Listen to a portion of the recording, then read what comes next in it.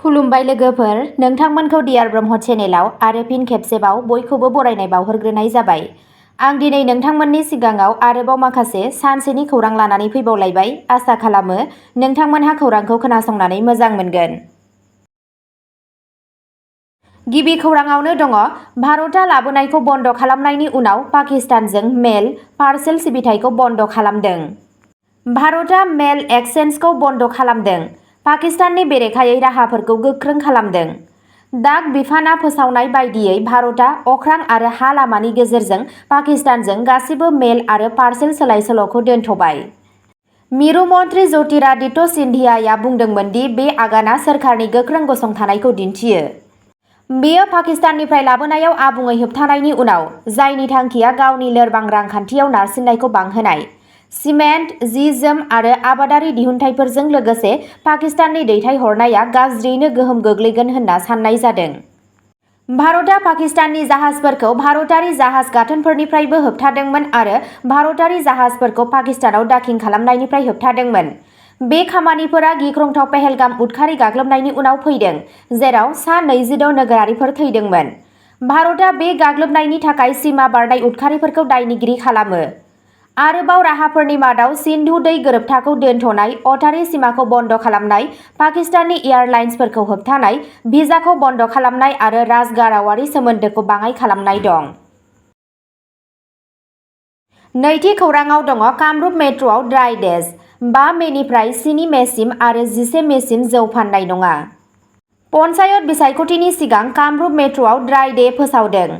पन्चायत बिसायख'थिनि नैथि खोन्दोनि समाव गोजौनि बिसायख'थि खुंनो थाखाय कामरुप नोगोरमा जिल्ला खुंथायआ ड्राइ डेनि हाबाफारि फोसावदों। 2 मेआव जिल्ला कमिशनारजों फोसावजानाय मोनसे मावख'आरि बिथोननि बायदिब्ला कामरुप मेट्र'नि गासैबो जौनि गलाफोरा 5 मेनि बेलासिनि 4:30 रिंगानिफ्राय 7 मेनि बेलासिनि 4:30 रिंगासिम बन्द थागोन। 11 मेआव उफ्रा ड्राइ डे फोसावनाय जादों, जेब्ला भट साननाया जागोन। सोरखारनि बिथोननि सायाव बिथा खालामनानै, बे बिथोनआ गासैबो जौनि गलाफोराव बाहायजायो, जेराव फायखारि गुदाम, खुस्रा गलाफोर, हटेल, बार, क्लाब, माइक्र'ब्रुवारिफोर आरो हादोरारि जौनि गलाफोर दं। बिबानगिरिफोरा सांग्रांथि होदों दि जायखिजाया सिफायनाया सोलिबाय थानाय आयेनफोर बायदियै आयेनारि राहा लागोन। थामथि खौराङाव दङ, भारतआ पाकिस्ताननिफ्राय थोंजोङै एबा खेंस्लायै लाबोनायखौ होबथादों। पहेलगाम उदखारि गाग्लोबनायनि उनाव भारतआ पाकिस्ताननिफ्राय लाबोनायखौ बन्द खालामदों। पहेलगाम उदखारि गाग्लोबनायनि फिननाय महरै भारतआ पाकिस्ताननिफ्राय थोंजोङै आरो खेंस्लायै गासैबो मुवाफोरखौ हरखाबै गोहोम खोख्लैनानै लाबोनायखौ होबथादों। डाइरेक्टरेट जेनेरेल अफ फरेन ट्रेडआ 2 मेआव हायुंआरि रैखाथि आरो रायजोआरि खान्थिनि सान्नायफोरखौ मुंख'नानै बे बिथोनखौ फोसावदोंमोन।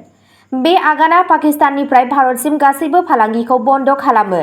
एप्रिल आरो जानुवारि 2024-25 मायथाइनि गेजेराव पाकिस्ताननिफ्राय भारतनि लाबोनाया $0.42 मिलियन ल'मोन, बबेखानि दैथायहरनाया $447.65 मिलियन मोन। बे होबथानाया अटारी सिमाखौ बन्द खालामनाय आरो सिन्धु दै गोरोबथाखौ दोनथ'नायजों लोगोसे सिगांनि मावनायफोरनि उनाव जादों। पाकिस्तानआ थामथि हादोरफोरजों लोगोसे भारतजों फालांगिखौबो बन्द खालामबाय। 2019 मायथाइनि पुलवामा गाग्लोबनायनि उनाव फालांगियारि सोमोन्दोआ सिगांनिफ्रायनो लोरबां जाखाबायमोन। बड'लेण्ड टेरिटरियेल काउन्सिल (BTC) गाहाय मावफुं सोद्रोमा CM प्रमद बर'आ मानास हायुंआरि पार्कआव सिखाव मैहुरफोरजों 3 हाग्रानि मैदेर बुथारनाय जाथायखौ सोंखारिदों। 2 मे सुक्रुबारखालि जानाय जाथायखौ गिख्रंथाव होनना बर'आ खोथा होदोंमोन दि दायनिगिरिफोरखौ साजा होनो थाखाय गोख्रों राहा लानाय जागोन। बेयो मोनसे गिथावना बाथ्रा। जों जोंनि हाग्रानि जिब-जुनारनि थाखाय जायखिजाया खैफोदखौ सहायनो हानाय नङा आरो बेयाव लोब्बा थानाय सुबुंफोरनि हेंथायै गोख्रों राहा लानायखौ रोखा खालामगोन, बर'आ खौरांगिरिफोरनि सिगाङाव बुंदोंमोन। बिथाङा बेखौबो नारसिनदोंमोन दि बिटिआर सोरखारा बे जाथायखौ जोबोद गोथौवै नायगोन आरो बेफोरबायदि दायफोरखौ दबथायनो थाखाय गासैबो गोनां राहा लागोन। बर'आ आरोबाव मुंख'बावदों दि बावैसो बोसोरफोराव सिखाव मैहुरनि बेरेखा राहा लानायनि जाहोनाव BTC ओनसोलाव मैहुर खालामनाया मख'जाथाव बाङाइ जालांनाय नुनो मोन्दों। बिथाङा मोनसे गाहाय हाबाफारिखौ मुंख'दोंमोन जायनि सिङाव गोबां सिगांनि मैहुर खालामग्राफोरा गावसोरनि न'आव बाहायनाय हाथियार आरो मैहुर खालामग्रा आगजुफोरखौ गथायदोंमोन। उनाव बे सुबुंफोरखौ गुबुन जिउ राहायाव सोलायनायाव मदद होनो थाखाय खेबसेनि थाखाय राङारि हेफाजाब होनाय जादोंमोन। बर'आ आरोबाव रैखाथि होनो नाजानायखौ गोख्रों खालामनो थाखाय सांग्रां सुबुं समाजनि बाहागो लानो खावलायदोंमोन।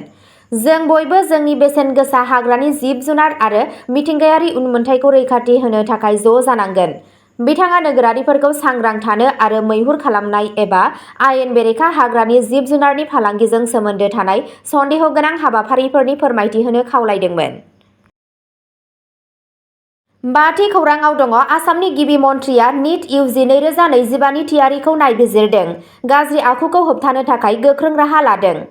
आसामनि गिबि मन्थ्रिया निट 2025 नि थियारिखौ नायबिजिरदों, गोख्रों राहा लानायखौ थि खालामदों। आसाम चिफ मिनिस्टार हिमन्त बिश्व शर्माया सनिबारखालि 4 मेआव जानो गोनां निट इउजि 2025 नि जोबथा थियारिफोरखौ नायबिजिरो। बिथाङा मोनसे मोजां आरो रोखा आनजाद बिखान्थिखौ रोखा खालामनो थाखाय सोरखारनि रादायखौ रोखा खालामदोंमोन।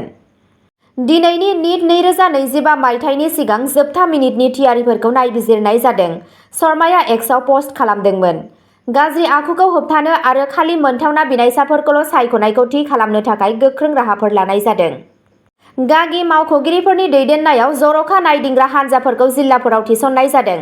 सोरखारि नङि मिरुफोराव गाज्रि आखुनि सिगांनि अजदफोरनि फिननायाव बांसिन आनजाद मिरुफोरखौ सोरखारि एबा अनसुंथाइ मोन्नाय फसंथानफोराव लांनाय जादों। बांसिन रैखाथियाव आधार आरो बाय'मेट्रिक फोरमान खालामनायबो दंफायो। जिल्ला खुंथायफोर, पुलिस सामलायगिरिफोर आरो लेङाइ कमिसनारफोरा नायदिंनाय। अब्ला दिनैनि खौराङा एसेनोसै। नोंथांमोनहा जुदि सोरबाफोर सानसेनि फानजामुथि नायनानै मोजां मोनो, अब्ला स्क्रिनआव होनाय चेनेल बड' इनफ' पइन्टआव थांनानै नायहैनो हागोन। चेनेलनि लिंकखौ डिस्क्रिप्शनावनो होनाय जादों। गोजोन्थों।